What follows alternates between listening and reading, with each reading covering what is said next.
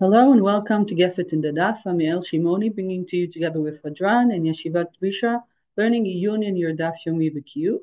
And today we're in a new parak, and we just started a new parak, Avodah zarah, and we'll be talking about Daf Samech Gimel. But actually, as you will see, we will take through Tosafot a jump and a leap to a whole different area, not what we're talking about here in this Gemara. The Gemara is going to discuss an issue about kinyan, about how do we acquire. And it will be swollen up in a very specific atmosphere, a little triggery also. We'll see how it evolves in the Gemara. What we'll be learning about today is not this topic, but a bigger topic that the Rishonim look at this sugya and in that perspective understand the whole story of acquirement, and regarding a very big machloket, very famous machloket between Rabbi Yochanan and Reish Lakish, how do we acquire? Now, usually we learn this machloket regarding Israelites, regarding Jews. But what we'll see today is that Rabbi Yochanan and Reish Lakish also have a lot to say about how do Gentiles acquire. And to understand why that is so important, let's just begin with an overview so we can really fall into the Iyun a little easier. Okay, so according to the Torah law, currency affects the kinyan. This is the dea of Rabbi Yochanan. And according to Rabbi Yochanan, Reish Lakish will be cholek, you'll see very, very soon. When a Jew gives money to a different person wanting to acquire something, at that moment, that object becomes his. Why is that so important? Let me just give you a story that a student of mine told me this year that helps us understand why is it so important to understand the exact moment that something becomes yours. She told me this tale that two people, let's say Reuven and Shimon, this is a real story, were bargaining over selling a car. And Reuven wanted to sell his car and Shimon wanted to buy it. So Shimon went and he saw the car was in the slot, the parking lot, and then they said, okay, great, Shimon wants to buy Reuven's car. They shook hands, and then they walked in to sign the contract. What happened in the meantime? There was an alarm, and a missile fell, and the car was severely damaged.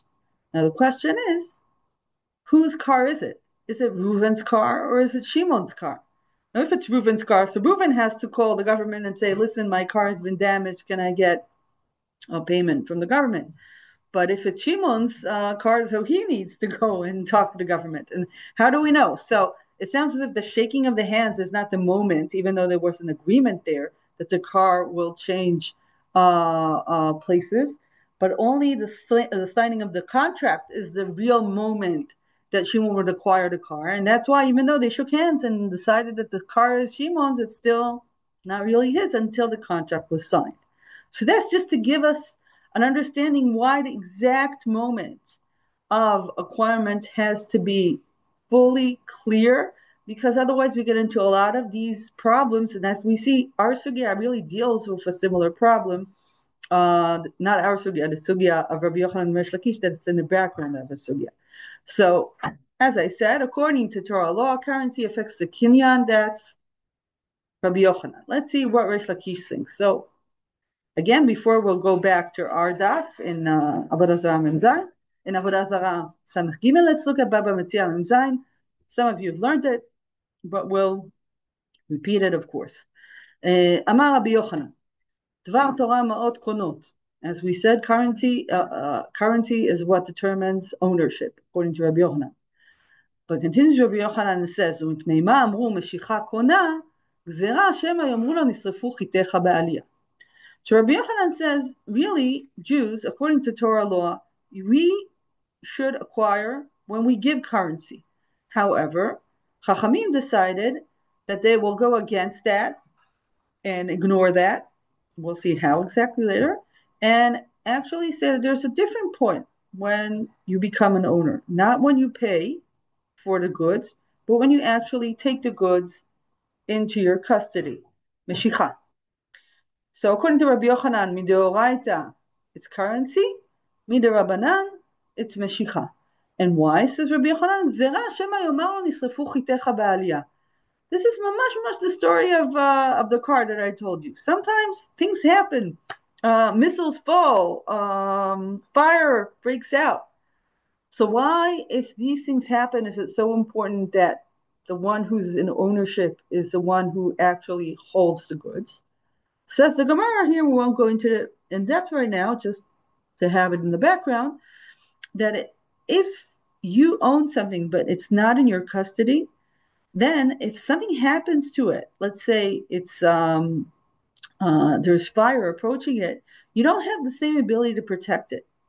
And the person who's actually holding your goods is not the owner, so he won't take enough measurements to protect your stuff because it's not his. People protect their own stuff better than they protect other people's. So that's what Rabbi Yochanan says. If we use the Torah way, saying that when you pay currency, then that's the moment you become an owner, what will happen? There will be a difference between the one who's holding the object and the one who's the owner, and that will create a situation that if that object is in jeopardy for any kind of reason, it won't be protected as well because the one who's holding it in his custody is not the one who's the owner, and he won't take care of it in the same way if it was yours and if it was his. And that's why Chachamim changed halacha from Dvar Torah to the Rabbanan. That's the shita of Rabbi Yochanan mideoraita ma'ot konot miderabanan meshicha kona. Reish Lakish is cholek. Reish Lakish amar meshicha meforeshet min haTorah. Reish Lakish says no, holding custody, holding the object, taking it into your own custody, that is actually written in the Torah. It's a gzera katuv. Where is it written? Says the Gemara amar kera וכי תמכרו ממכר לעמיתך או קנו מיד עמיתך דבר הנקרא מיד ליד.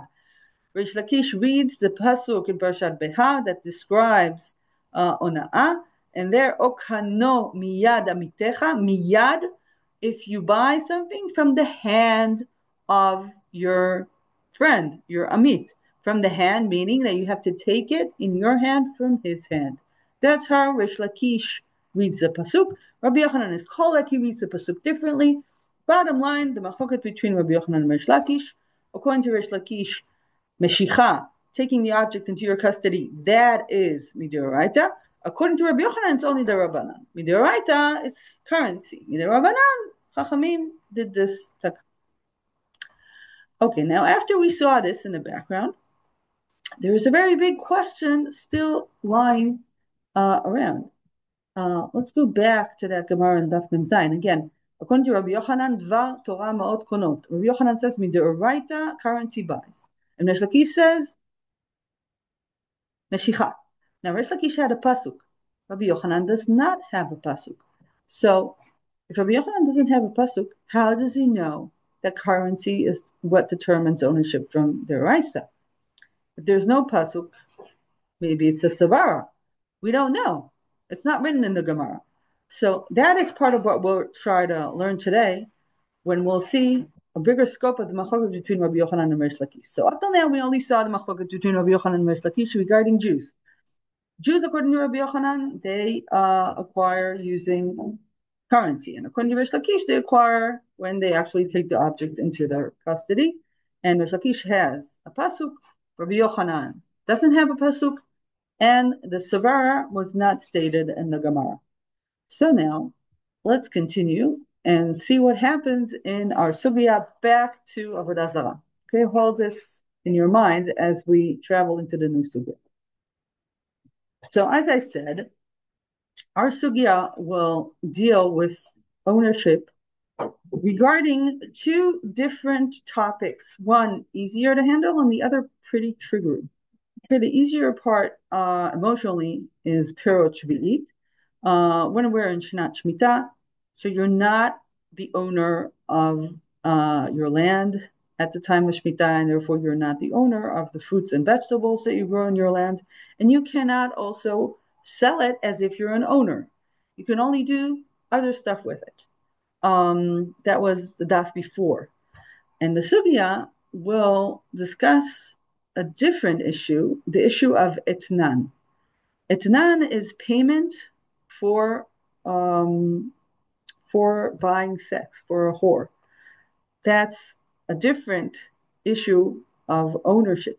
When is that considered payment? So how do these two things connect, and how these connect to the bigger machlok we want to deal with? Let's go into Gemara.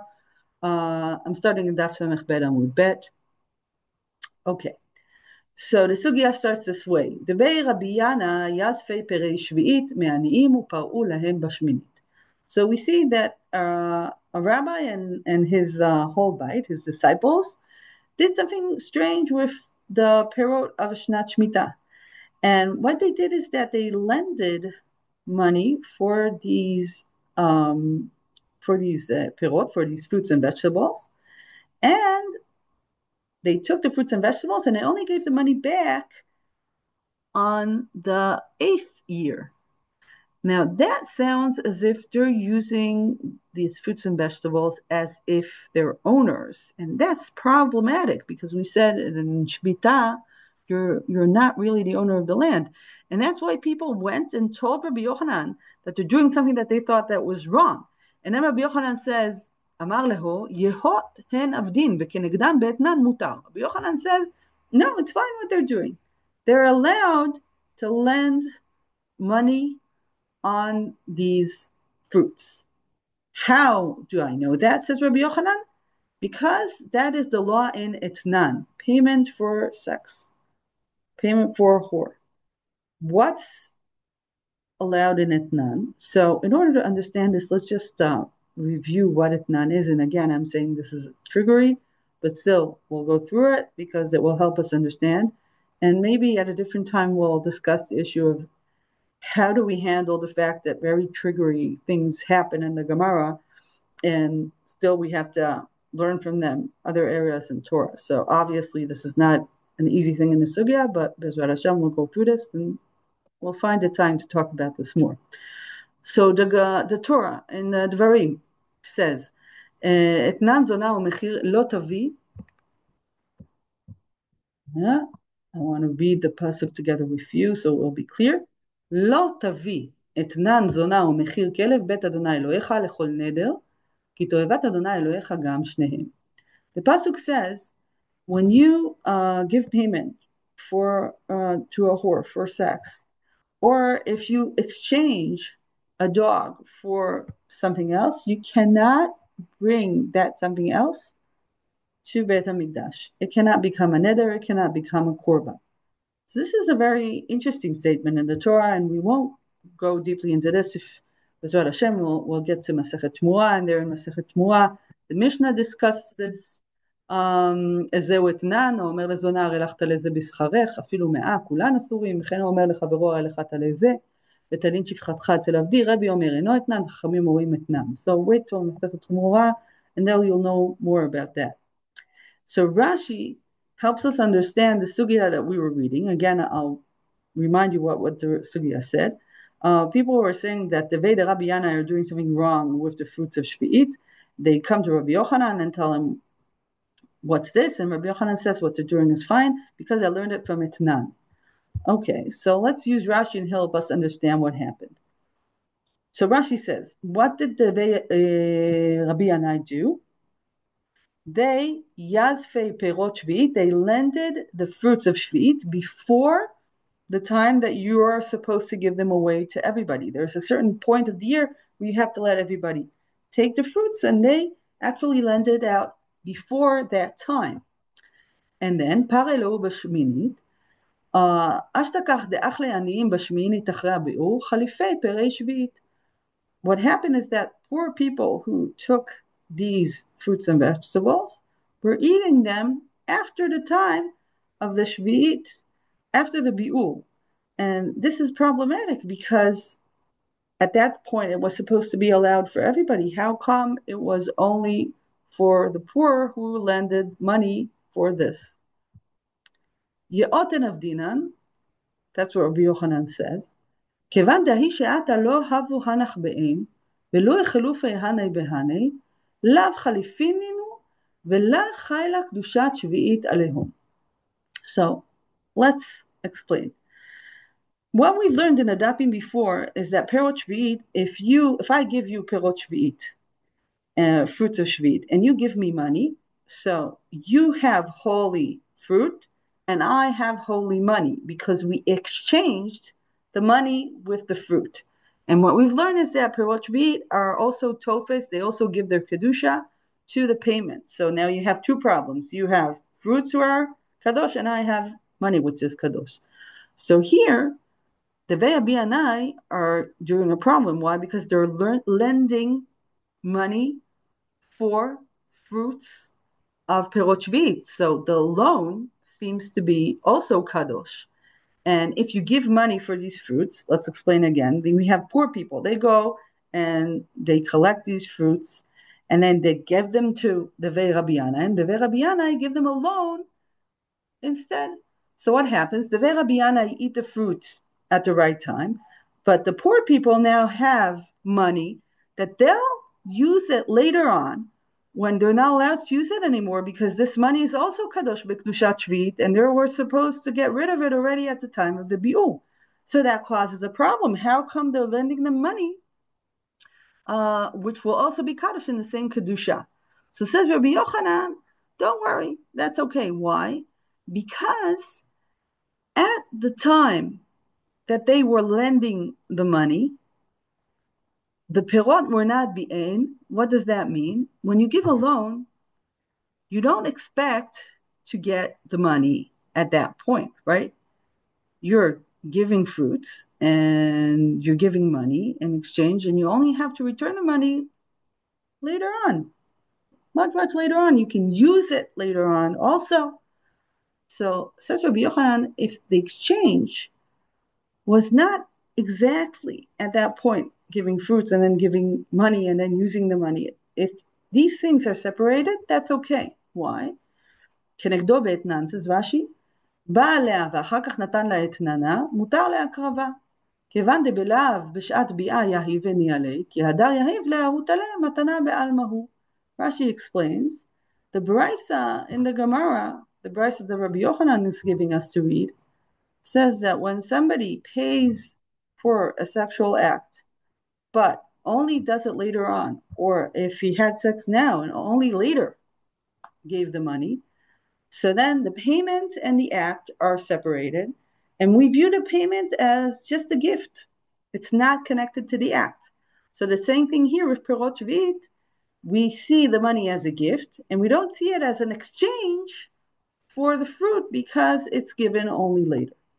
So as we see, the Gemara moved from Perot Shvi'it to Etnan, and then in our daf Samech Gimel Amud Aleph, the Gemara zooms in on the issue of Etnan and asks a few questions in order to understand what that Baraita said. Okay, so again, hold on, this is triggery, we'll get through this. According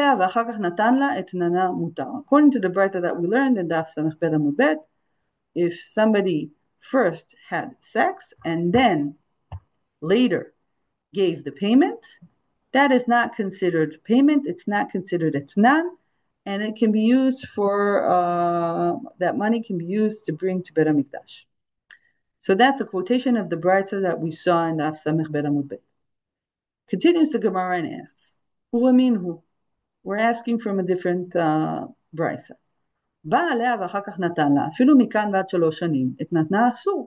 According to this Tanaim, it looks as if it's contradictorily straightforward, because we said that if the payment is not at the time of the act, so it's not etnan, and according to this, it is, even if it's 3 years later. So how do we solve this contradiction? It's classic Minhu. Amar Rabbi Nachman בר יצחק אמר רב חיסדא לא קשיא. דאמר התבעלי לי בטלה זה, דאמר לה התבעלי לי בטלה סתם. So Rabbi Nachman bar Yitzchak says each Tana is talking about a different situation. When do we say that this is etnan, even if it happened 3 years later?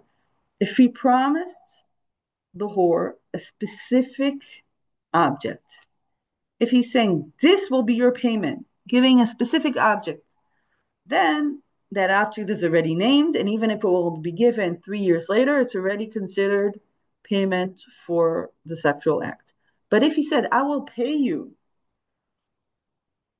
some kind of object that we all know is, here the story is tale, okay? If I promise you a lamb, so if I say I'll give you a lamb, or if I'm saying I'll give you this specific lamb, it's a different story. If I'm saying I'll give you a lamb in general, so I didn't actually point at a specific object, therefore I can give it later and it will not be considered as payment for the act. However, if I said this specific object will be your payment, even if I give it 3 years later, that is also asur b'isur etnan. So that's how Rav Nachman Bar Yitzchak says that Rav Chisda solved the problem between these two brisos. And then the Gemara asks a question that is where the Tosafot and Rashi deal with the issue of acquirement. And this is really where I wanted us to be headed. So tune in. Okay, I hope you're with me. Ready? Let's go. The Gemara asks, okay, even if somebody said this specific object, this specific lamb, still, how is that etnan? How come this bichlal is considered as if the whore acquired it?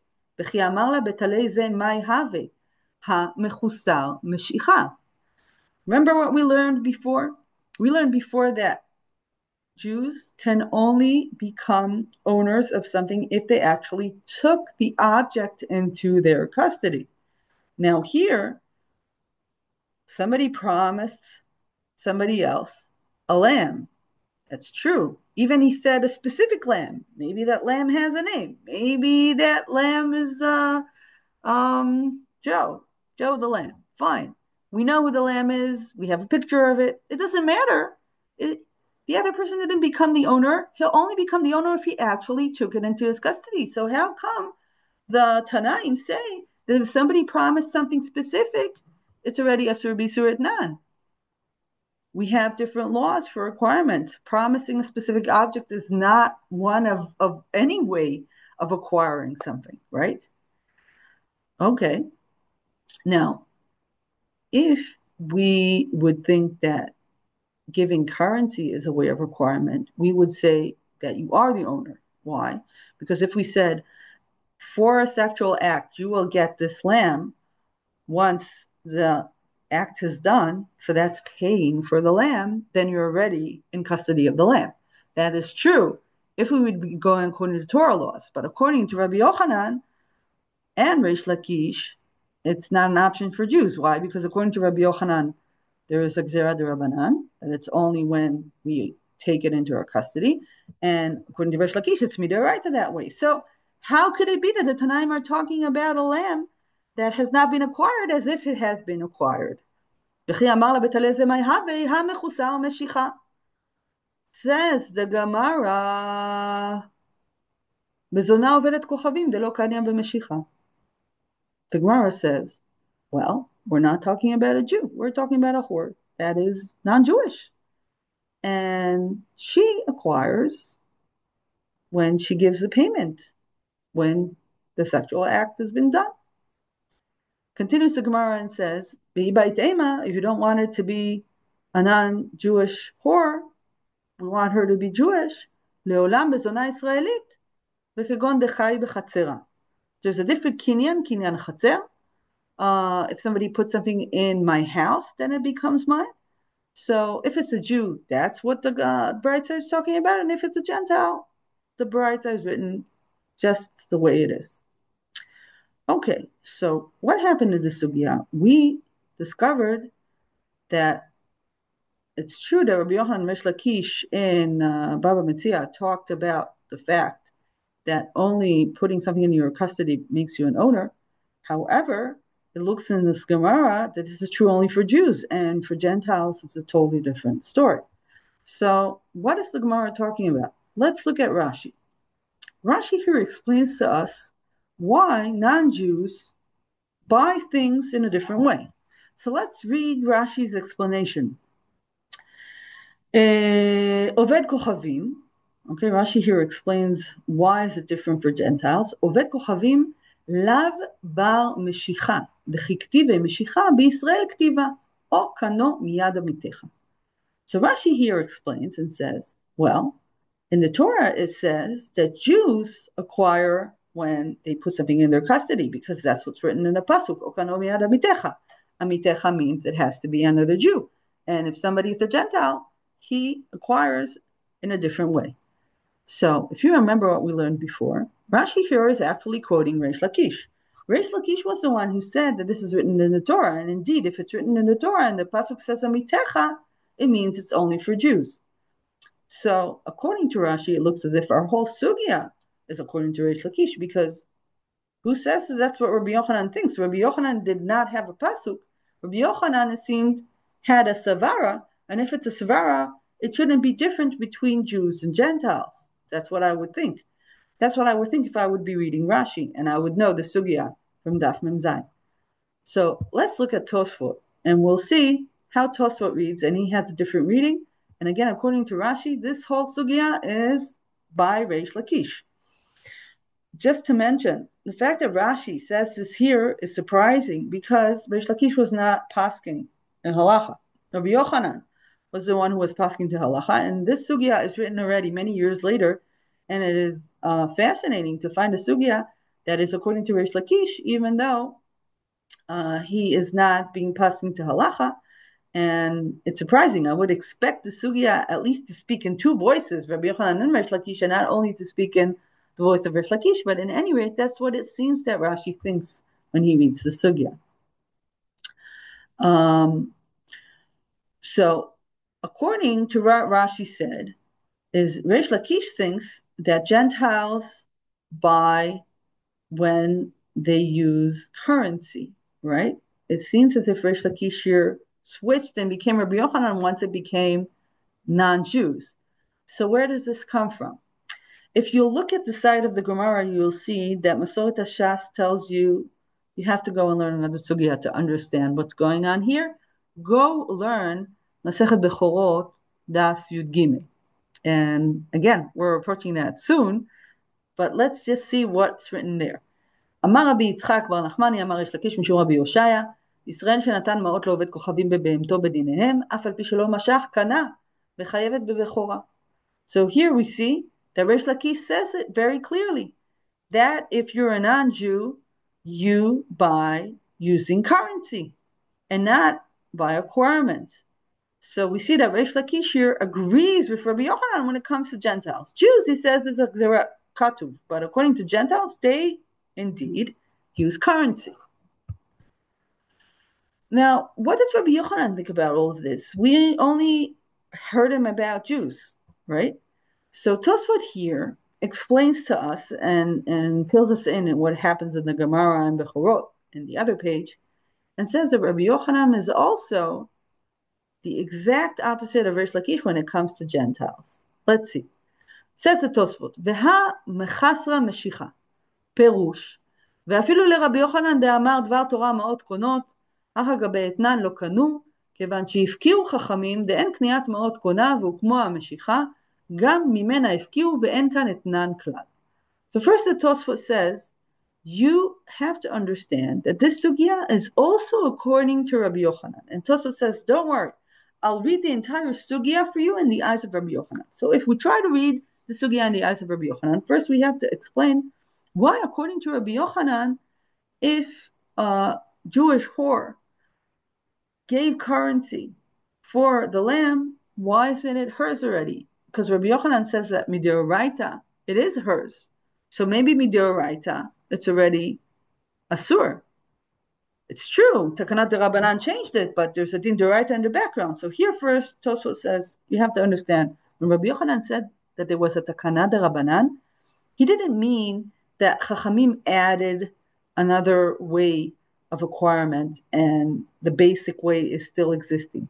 When Chachamim said that currency is not used, they mean that there is no din d'oraita anymore. They actually destroyed the din d'oraita.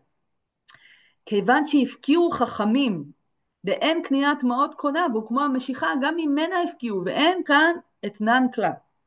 So that's a first really important thing that Tosafot says about Rabbi Yochanan, and this is not trivial. We won't go into this further, just remember that. Continues the Tosafot in the next Dibur Matchil and says, בזונה עובדת כוכבים לא קניה במשיכה וכריש לקיש משענה, ואמר לעמיתך במשיכה לעובד כוכבים בכסף.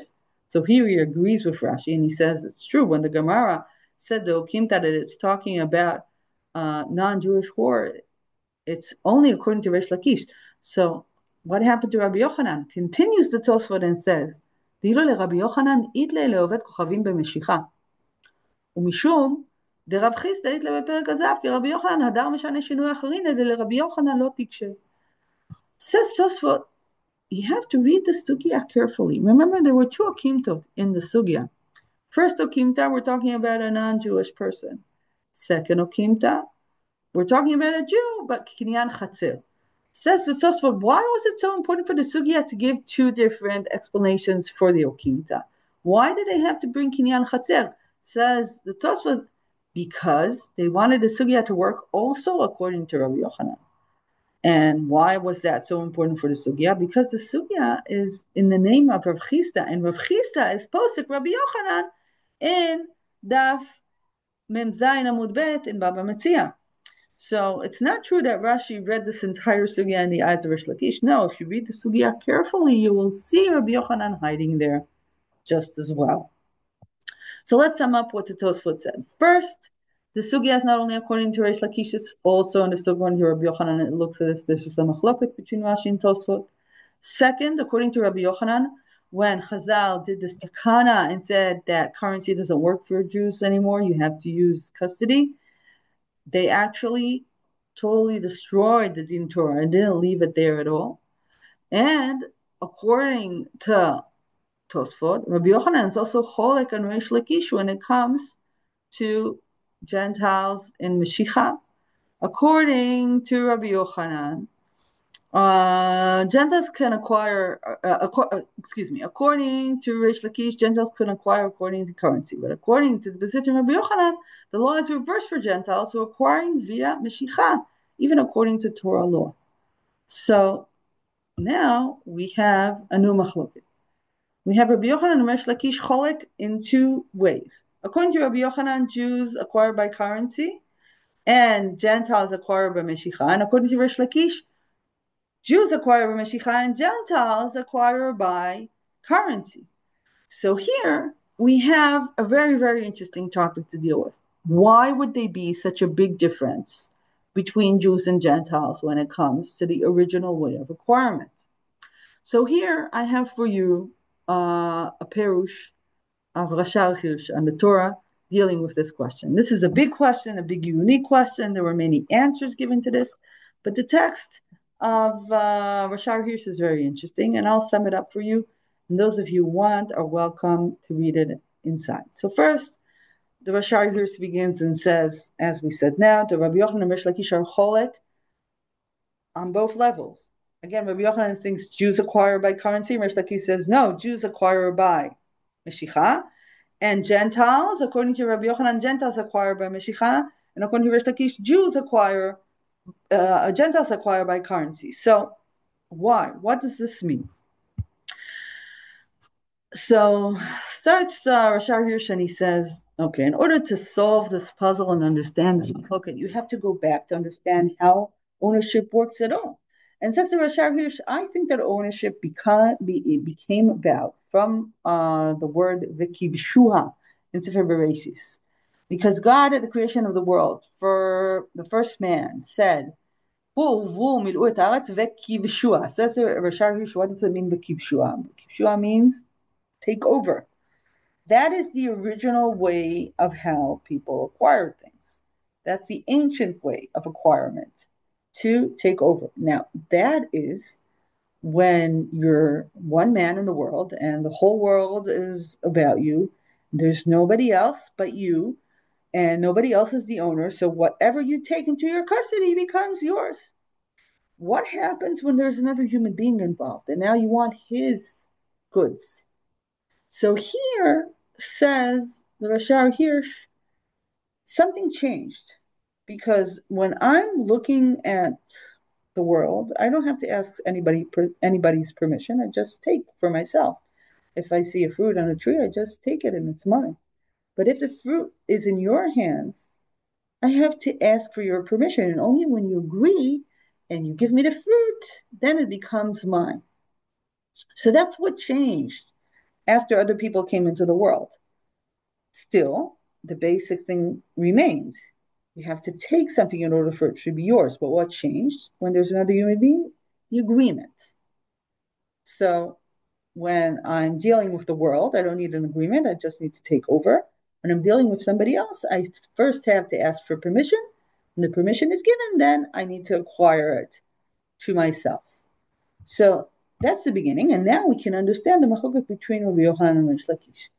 So says the Rashi Hirsch, אם איננו טועים, הרי שיטה זו באה להבליט את ההבדל שבין שני התחומים השונים עקרונית, בין תחום הטבע, שבו האדם מתייחס אל החפצים, לבין זירת המשפט, הקובעת את היחס שבין אדם לחברו.